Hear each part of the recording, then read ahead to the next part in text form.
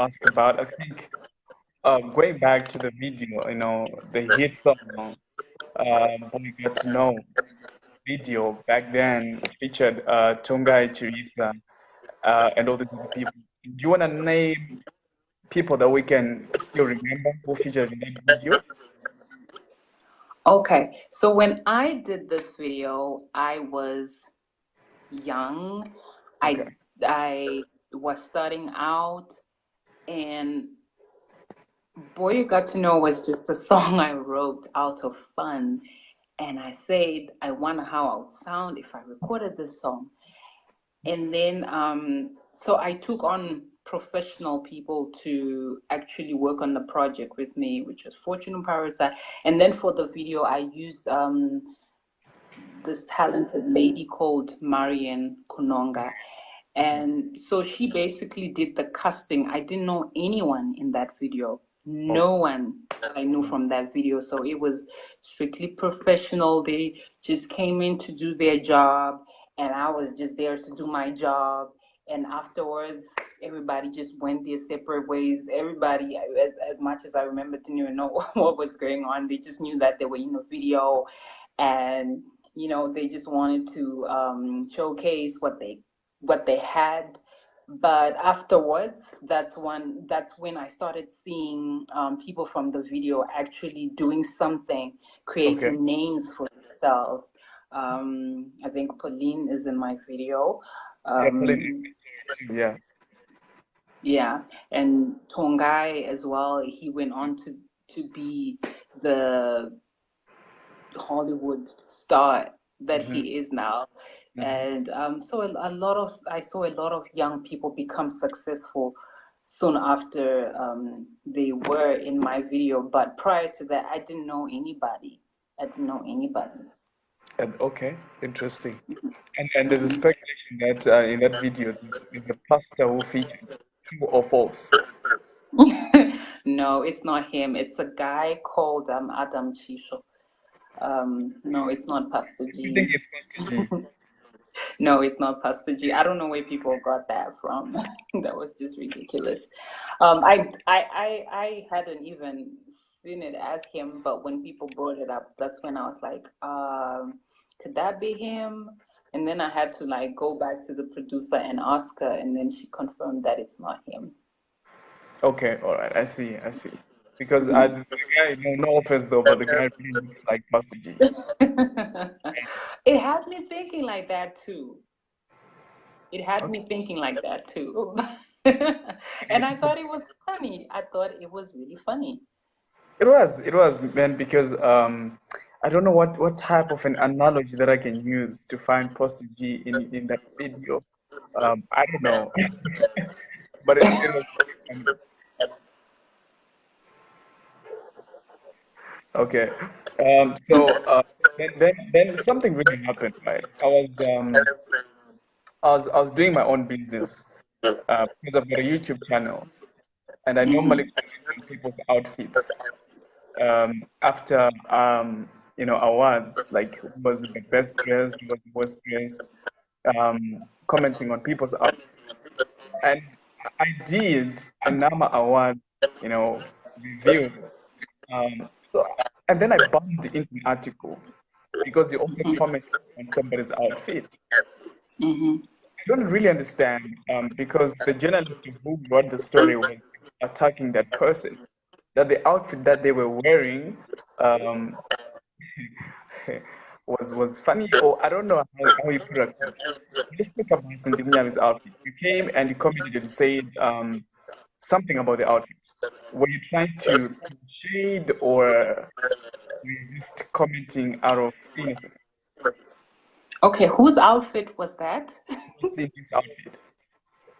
The previous. Oh, oh, okay. No, Correct. it was nothing like that. I actually did like her outfit. I thought it was like a really amazing outfit, which had that international and African flavor to it. So what I was saying was that the reason why probably people didn't understand her style was because she she had brought something which was unfamiliar to them. Just like if you take a certain genre from them and then you try and market it like in America or um, London to a certain group of people that have never heard it, they might think, okay, it's whack because they're not familiar with the sound. Not that it's not nice. So, I was actually on her side. It was nothing. Cindy is a very talented and humble human being, and we are really cool. And that I don't know where people get that from, with that the person that wrote that got that from. I But guess it it was a was all misunderstanding. love. Yeah, it was all love. I see, I see. I guess, it received a different response during that time. I guess what you're just trying to say is, you know what, it's a very unique way of expressing yourself through fashion, and unfortunately, Exactly. used to that, to seeing all that. So there's going to be that culture shock, you know. I guess so. Maybe expected you. Why am I saying so?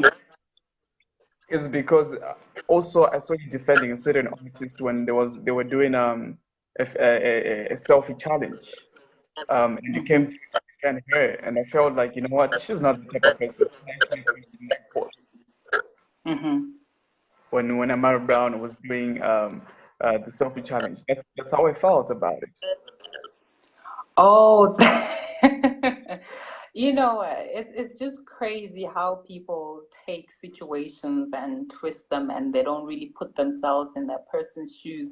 Because when you are a musician, when you're a celebrity, or when you're a public figure, people tend to hold you with higher regard and tend to have high expectations of you, such that when you make a mistake or when you make a move that might not necessarily be even that bad, it is bad to them because of the way that they see you. They've created you in their own mind, forgetting that public figures are people just like you. We were picked from the same mold as you, but the difference is probably we just have um, uh, uh, something unique to us that we are putting out there. But we also got our own fears. We also got our own demons that we're fighting. We also got our own insecurities. So probably in that situation, she had to look out for herself, and she had to react in a way that she felt was appropriate. But people didn't understand from her perspective. And I guess just being a woman in this industry, in many sectors of different industries, we tend to be attacked more on our moves and certain things Exactly. we say.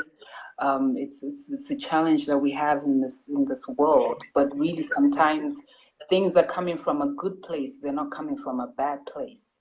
And I Place. totally get where she was coming from with her defense, that she felt unsafe and reaction. Unlike if she was a guy, wouldn't be mobbed, but really it was not. I'm sure it was from a good place. Oh, makes sense, makes sense. Social media can be very brutal. I mean, people say whatever they want to say. They don't even care what's going to Yes, hurt the next yes. person. We got so many internet bullies. It's for the strong ones. Hmm. Yeah. And you see, we have come so far with you, and I'm sure there's a brighter future, or we still have got a long way to go. When you look ahead of you into the future, and those are Mhm. good, but I just want you to tell us No. Mhm. what do you imagine of yourself in the next 5 to 10 years? Where do you see yourself?